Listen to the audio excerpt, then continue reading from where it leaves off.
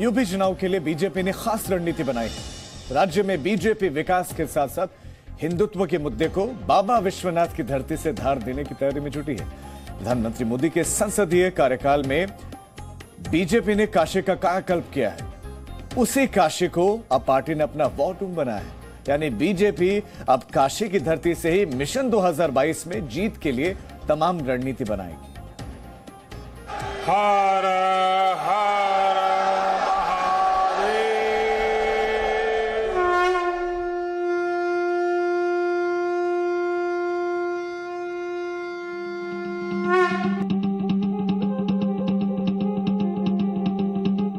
जहां महादेव का आशीर्वाद है वहां तो कल्याण ही कल्याण है, सफलता ही सफलता है। अयोध्या,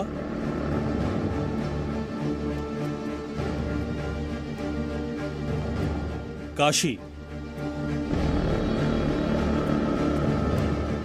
मथुरा, यूपी में आस्था के ये 3 बड़े केंद्र हैं। रणनीति के तहत पहले अयोध्या का मसला सुलझाया गया और फिर अब काशी कॉरिडोर का श्रेय भी बीजेपी के खाते में है। ऐसा लगता है कि भगवान श्री राम और बाबा विश्वनाथ के सहारे 2022 में यूपी की गद्दी और 2024 में दिल्ली तक सत्ता का सफर तय करना चाहती है। पीएम मोदी का कल का काशी दौरा कोई संयोग नहीं है।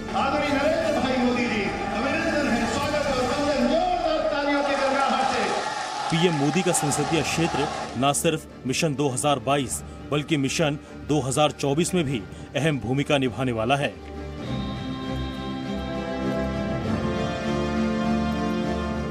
कल प्रधानमंत्री जी काशी विश्वनाथ धाम का भी लोकार्पण करने जा रहे हैं। क्या काशी विश्वनाथ धाम कांग्रेस बनाती, गोवा बनाती और बबुआ से उम्मीद करते थे क्या? तो भाइयों बहनों, जो ना उम्मीद है जनता से बताइए, वे हमेशा ना उम्मीद ही रहेंगे। और इसीलिए आप सबका आह्वान करने के लिए आए हैं।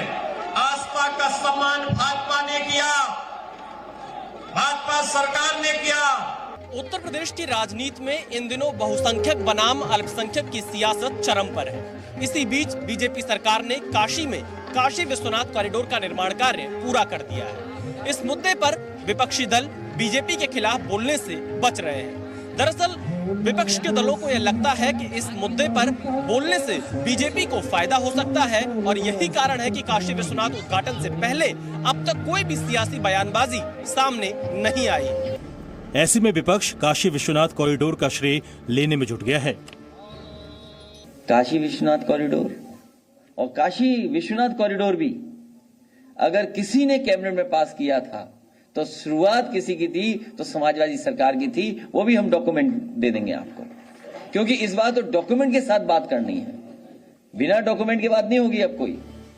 बात सिर्फ काशी विश्वनाथ कॉरिडोर की नहीं, 6 महीने में पीएम मोदी तीसरी बार अपने संसदीय क्षेत्र जा रहे हैं। पीएम मोदी ने कोविड की दूसरी लहर के बाद पहला वाराणसी दौरा 15 जुलाई को किया था। पीएम मोदी उसके बाद 25 अक्टूबर को वाराणसी दौरे पर पहुंचे थे और अब 13-14 दिसंबर को वो वाराणसी में मौजूद रहेंगे। 2014 से लेकर अब तक पीएम मोदी सैकड़ों बड़े प्रोजेक्ट्स की शुरुआत वाराणसी में कर चुके हैं। काशी विश्वनाथ कॉरिडोर, वाराणसी में रिंग रोड का जाल, बाबतपुर एयरपोर्ट से बनारस शहर तक highway, Varanasi Lucknow 4 lane highway, Varanasi Ghazipur 4 lane highway, Varanasi Handia 6 lane highway, Rudraksh convention centre, Mahamana Malaviya cancer centre, underground बिजली केबलिंग, गंगा नदी की सफाई।